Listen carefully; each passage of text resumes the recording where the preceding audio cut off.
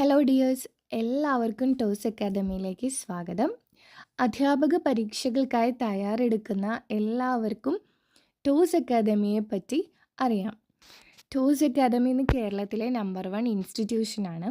KTET, SET, NET, HSA, HSST, VHSC, LPSC, UPSC, PSC തുടങ്ങിയ നിരവധി പരീക്ഷകൾക്കായി തയ്യാറെടുക്കുന്നവർക്ക് നിങ്ങളുടെ അനുയോജ്യമായ സ്ഥലത്തും അനുയോജ്യമായ സമയങ്ങളിൽ ക്ലാസ് കാണാനുള്ള സൗകര്യമാണ് ടോസ് അക്കാദമി ഒരുക്കിയിരിക്കുന്നത്.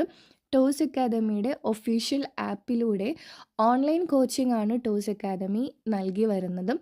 ഒത്തിരിയേറെ റാങ്ക് ജേതാക്കളെ ഈ ചുരുങ്ങിയ കാലയളവിനുള്ളിൽ കേരളത്തിന് സമ്മാനിക്കാൻ ടോസ് അക്കാദമിക്ക് സാധിച്ചു. അധ്യാപകരുടെ നിരന്തരമായിട്ടുള്ള പരിശ്രമവും ഡൗട്ട് ക്ലിയറൻസ് സെഷൻസും അതുപോലെ തന്നെ PDF നോട്ട്സും ഡെമോ സെഷൻസും ഇതെല്ലാമാണ് ടോസ് അക്കാദമിയുടെ ഹൈലൈറ്റ്സ് എന്ന് പറയുന്നത്. ടോസ് അക്കാദമിയിൽ കോച്ചിങ്ങിന് ജോയിൻ ചെയ്യാൻ താല്പര്യപ്പെടുന്നവർ സ്ക്രീനിൽ കൊടുത്തിരിക്കുന്ന നമ്പറിൽ വിളിച്ച് ജോയിൻ ചെയ്യുക. അതുപോലെ toss academic free Telegram group ഉണ്ട്. അതിൽ എല്ലാ ദിവസവും ക്വിസസ് അവൈലബിൾ ആണ്. അപ്പോൾ നിങ്ങൾക്ക് ടോസ് അക്കാദമിയുടെ ടെലിഗ്രാം ഗ്രൂപ്പിൽ ജോയിൻ ചെയ്യാൻ താല്പര്യമുണ്ടെങ്കിൽ കമൻറ്റ് ബോക്സിൽ നോക്കിയാൽ അതിനുള്ള ലിങ്ക് കൊടുത്തിട്ടുണ്ടാവും. അപ്പോൾ ആ ലിങ്ക് ഉപയോഗിച്ച് നിങ്ങൾക്ക് ടെലിഗ്രാം ഗ്രൂപ്പിലും ജോയിൻ ചെയ്യാവുന്നതാണ്. കേട്ടറ്റിനെ കുറിച്ച് പറയുകയാണെങ്കിൽ കേട്ടറ്റിൻ്റെ എല്ലാ കാറ്റഗറിയിലോട്ടും കോച്ചിങ് ടോസ് അക്കാദമി കൊടുക്കുന്നുണ്ട്. Physical science, natural science, social science, maths, English, Hindi, Malayalam തുടങ്ങിയ എല്ലാ സബ്ജക്ട്സിനുമുള്ള കോച്ചിങ് ഇവിടെ അവൈലബിൾ ആണ്. ഇന്ന് കേരളത്തിലെ ഏറ്റവും കൂടുതൽ കേട്ടറ്റ് വിജയികൾ ടോസ് അക്കാദമിയിലൂടെയാണ് വന്നിരിക്കുന്നത് എന്ന് ഞങ്ങൾക്ക് അഭിമാനപൂർവ്വം നിങ്ങളോട് പറയാനായിട്ട് സാധിക്കും. അപ്പോൾ ജോയിൻ ചെയ്യാനായിട്ട് താല്പര്യപ്പെടുന്നവർ ഈ നമ്പറിൽ വിളിച്ച് ജോയിൻ ചെയ്യുക.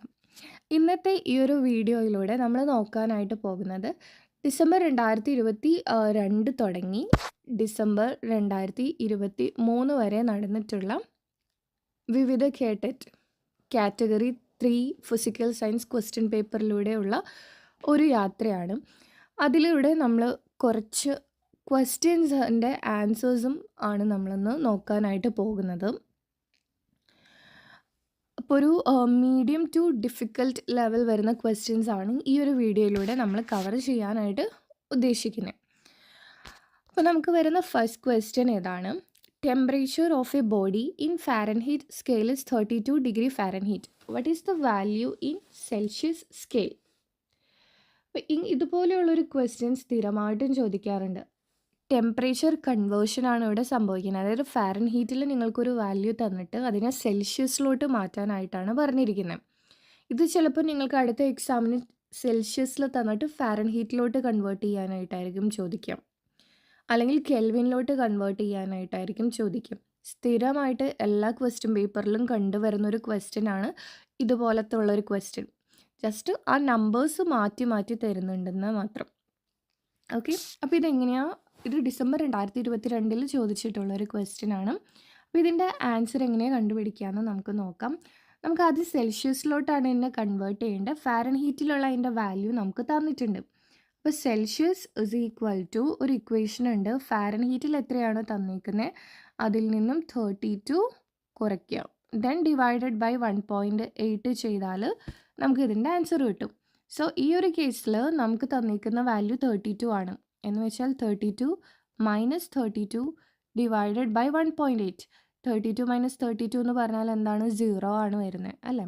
സോ ഇതിൻ്റെ ആൻസർ 0 ആണ് കേട്ടോ. ഓക്കെ, സോ 32 ഡിഗ്രി ഫാരൻഹീറ്റ് അതിൻ്റെ വാല്യൂ സെൽഷ്യസ് സ്കെയിൽ എത്രയാണെന്ന് ചോദിച്ചാൽ 0 ആണ് ഇതിൻ്റെ ആൻസറായിട്ട് വരുന്നത്.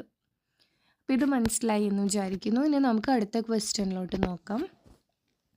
10 5 ohm resistors are connected in parallel. What is the effective resistance of the combination? ഇപ്പം നമുക്ക് 5 ഓമിൻ്റെ റെസിസ്റ്റേഴ്സ് തന്നിട്ടുണ്ട്. ഈ 5 ഓമിൻ്റെ ഈ 10 റെസിസ്റ്റേഴ്സും പാരലലായിട്ടാണ് കണക്ട് ചെയ്തിരിക്കുന്നത്. അങ്ങനെയാണെങ്കിൽ ആ മൊത്തം കോമ്പിനേഷൻ്റെ ടോട്ടൽ റെസിസ്റ്റൻസ് എത്രയാണെന്നാണ് ചോദിച്ചേക്കുന്നത്. ഇഫക്റ്റീവ് റെസിസ്റ്റൻസ് എന്ന് പറഞ്ഞാൽ ടോട്ടൽ റെസിസ്റ്റൻസ് ആണ് ഉദ്ദേശിക്കുന്നത്. അപ്പം റെസിസ്റ്റേഴ്സിന് നമുക്ക് മെയിനായിട്ട് 2 രീതിയിലാണ് കണക്ട് ചെയ്യാൻ പറ്റുക. സീരീസ് കണക്ഷനും ഉണ്ട്, പാരലൽ കണക്ഷനും ഉണ്ട്.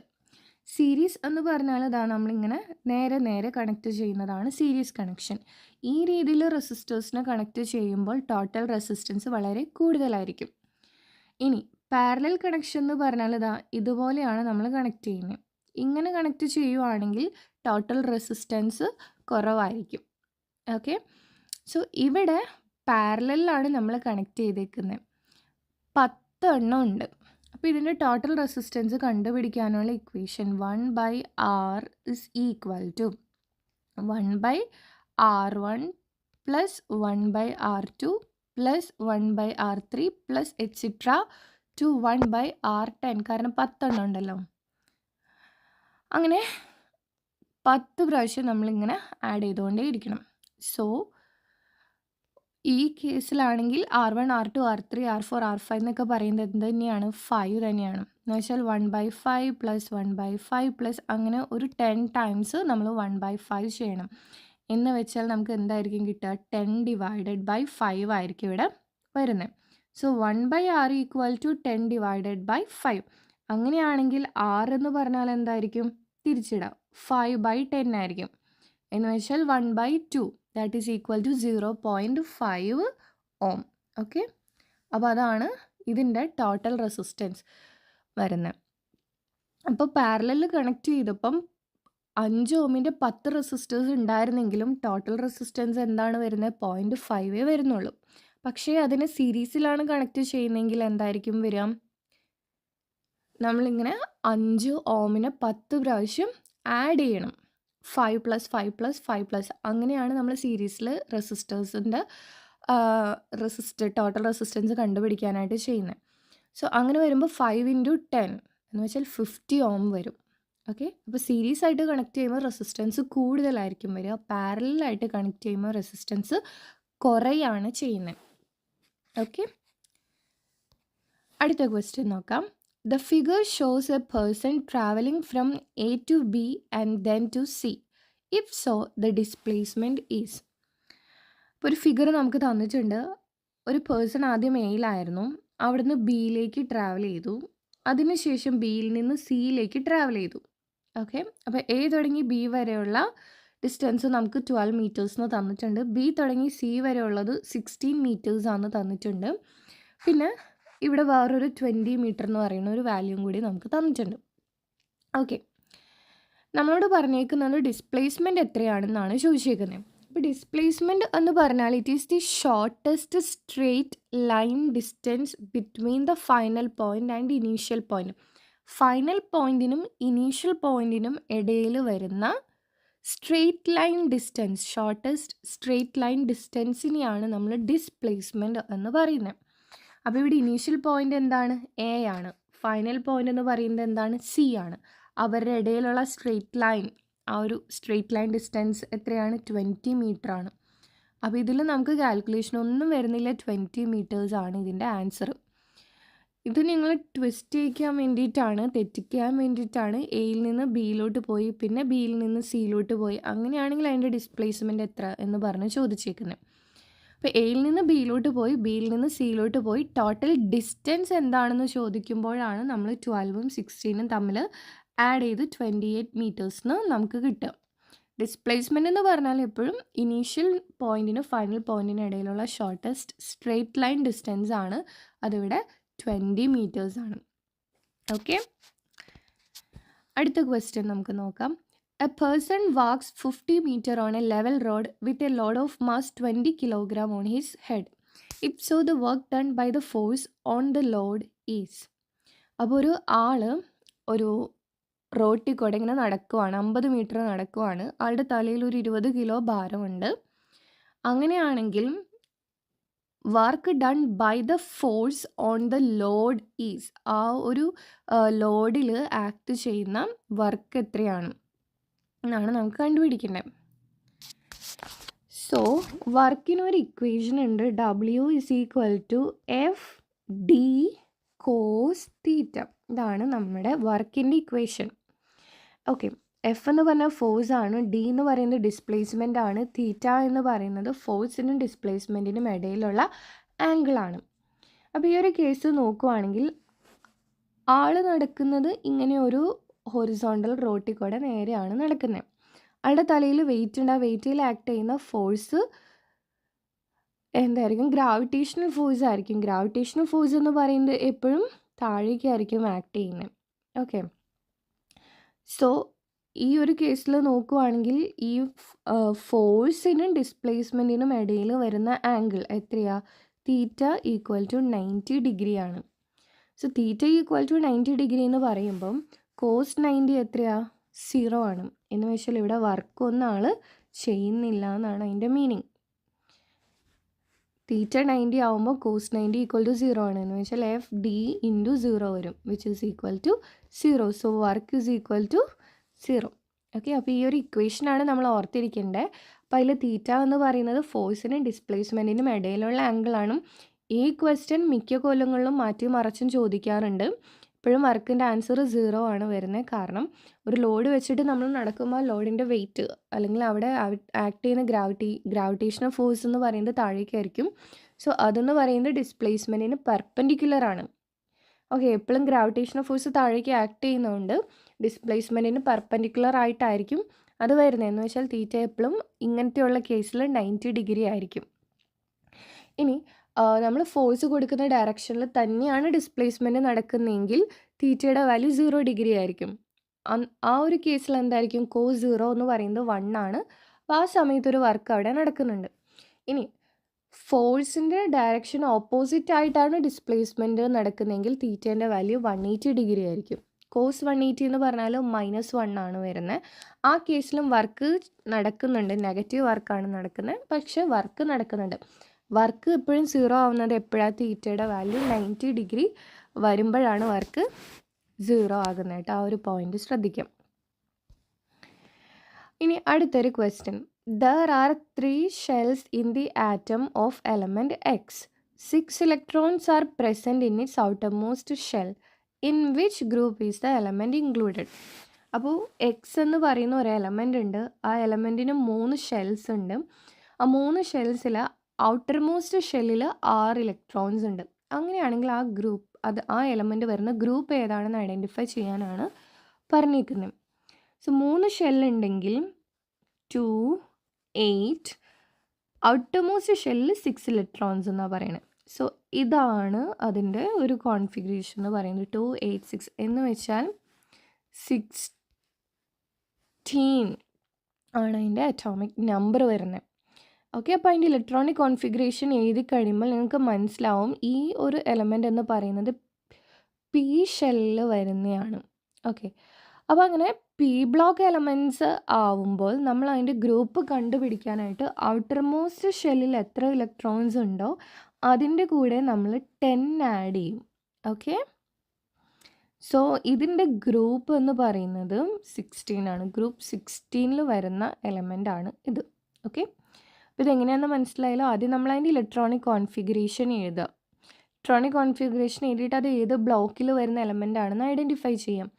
പി ബ്ലോക്കിൽ വരുന്ന, അതായത് പി ഷെൽ അതിനകത്ത് വരുന്നുണ്ടെങ്കിൽ പി ബ്ലോക്കിൽ വരുന്ന എലമെൻ്റ് ആണ്. സോ പി ബ്ലോക്കിൽ വരുന്ന എലമെൻ്റ് ആണെങ്കിൽ അതിൻ്റെ കൂടെ നമ്മൾ എന്ത് ചെയ്യണം? 10 ആഡ് ചെയ്യണം. എത്ര ഇലക്ട്രോൺസ് ആണ് ഔട്ടർമോസ്റ്റ് ഷെല്ലിലുള്ളത് അതിൻ്റെ കൂടെ 10 ആഡ് ചെയ്യുമ്പം കിട്ടുന്നതാണ് ആ എലമെൻറ്റിൻ്റെ ഗ്രൂപ്പ് എന്ന് പറയുന്നത് കേട്ടോ. അടുത്തൊരു ക്വസ്റ്റ്യൻ നോക്കാം. A plane starting from rest accelerates at 3 m/s² for 25 seconds. The increased velocity after 10 seconds is. ഇപ്പോൾ ഒരു പ്ലെയിൻ ഉണ്ട്, ആദ്യം റെസ്റ്റിലായിരുന്നു, അതിനുശേഷം 25 സെക്കൻഡ് കഴിഞ്ഞപ്പോഴത്തേനും അത് 3 m/s² ആയി അതിൻ്റെ ആക്സിലറേഷൻ എന്ന് പറയുന്നത്. അങ്ങനെയാണെങ്കിൽ 10 സെക്കൻഡിന് ശേഷം ആ പ്ലെയിനിന് ഉണ്ടായിട്ടുള്ള വെലോസിറ്റി കണ്ടുപിടിക്കാനാണ് പറഞ്ഞേക്കുന്നത്. അപ്പോൾ ആദ്യം നമ്മുടെ പ്ലെയിൻ റെസ്റ്റിലായിരുന്നു എന്ന് വെച്ചാൽ അതിൻ്റെ ഇനീഷ്യൽ വെലോസിറ്റി എന്ന് പറയുന്നത് 0 ആണ്. അതിന് വെലോസിറ്റി ഒന്നും ഇല്ല, കാരണം അത് റെസ്റ്റ് ചെയ്യുവാണല്ലോ. ഇനി അതിൻ്റെ ആക്സിലറേഷൻ നമുക്ക് തന്നിട്ടുണ്ട് 3 m/s². Okay. The increased velocity after 10 seconds is ആണ് നമുക്ക് കണ്ടുപിടിക്കുന്നത്. 10 സെക്കൻഡിന് ശേഷം ഉണ്ടായിട്ടുള്ള ഇൻക്രീസ്ഡ് വെലോസിറ്റി നമുക്ക് കണ്ടുപിടിക്കണം. അപ്പോൾ ഇതിന് വേണ്ടിയിട്ട് നമുക്ക് യൂസ് ചെയ്യാൻ പറ്റുന്ന ഇക്വേഷൻ എന്ന് പറയുന്നത് V is equal to u plus a t. ഇതിലെ വി ആണ് നമുക്ക് കണ്ടുപിടിക്കേണ്ടത്. ബാക്കി യുവും എയും ടിയും എല്ലാം ക്വസ്റ്റ്യനിൽ നമുക്ക് തന്നിട്ടുണ്ട്. യു എന്ന് പറയുന്നത് 0 ആണ്, എ എന്ന് പറയുന്നത് 3 ആണ്, ടൈം നമുക്ക് 10 സെക്കൻഡ്സിൻ്റെ ആണ് കണ്ടുപിടിക്കേണ്ടത്. സോ ഇൻറ്റു 10 എന്ന് വെച്ചാൽ 30. ഇനി വെലോസിറ്റീൻ്റെ യൂണിറ്റ് എന്താണ്? Metre per second. അപ്പോൾ 30 മീറ്റർ പെർ സെക്കൻഡ് ആണ് ഇതിൻ്റെ ആൻസർ വരുന്നത്. ഈ ഒരു ഇക്വേഷനാണ് നമ്മളിവിടെ യൂസ് ആക്കിയത്. അടുത്ത ക്വസ്റ്റ്യൻ നോക്കാം. Identify the domain contributed by McCormack and Yager. Okay, അപ്പോൾ മക്കോമാർക്ക് ആൻഡ് യാഗർ ഇവർ ചേർന്നിട്ട് ഒരു ടാക്സോണമി ഉണ്ടാക്കിയിട്ടുണ്ട്. ആ ടാക്സോണമിയിൽ കുറച്ച് ഡൊമെയിൻസിൻ്റെ കാര്യങ്ങൾ പറയുന്നുണ്ട്. ആ പറയുന്ന ഡൊമെയിൻസിൽ ഈ തന്നേക്കുന്നതിൽ ഏത് ഡൊമെയിനാണ് ഉള്ളത് എന്നാണ് നമുക്ക് ഐഡൻറ്റിഫൈ ചെയ്യേണ്ടത്. അപ്പോൾ ഇതിൻ്റെ ആൻസർ വരുന്നത് പ്രോസസ് ഡൊമെയിനാണ്. അപ്പോൾ ബി എഡിൽ ലെസൺ പ്ലാൻ ചെയ്തിരിക്കുന്നവർക്ക് അറിയാം, നമ്മൾ യൂസ് ആക്കുന്നത് മക്കോമാർക്ക് ആൻഡ് ഗ്യാഗർ ടാക്സോണമിനെ ബേസ് ചെയ്തിട്ടാണ് നമ്മുടെ ലെസൺ പ്ലാൻ നമ്മൾ എഴുതുന്നത്. അപ്പോൾ അതിനകത്ത് വരുന്ന ഡൊമൈൻസ് ഏതൊക്കെയാണോ അതെല്ലാമാണ് മക്കോമാർക്ക് ആൻഡ് യാഗറിൽ വരുന്ന ഡൊമെയിൻ എന്ന് പറയുന്നത്.